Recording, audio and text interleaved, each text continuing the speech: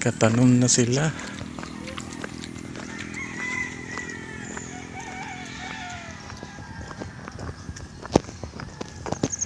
So nakatanom na pala sila dito, mga let's go. Yan o.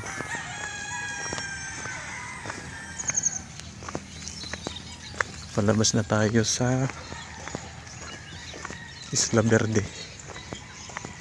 Ang ganda ng daanan nila dito. Meron siyang pathway sa gitna ng basakan. Luwang. Shout out mga kalis ko sa mga subscriber natin na taga Dos, Barangay San Martin, Sitio Isla Verde. Uwan na pod.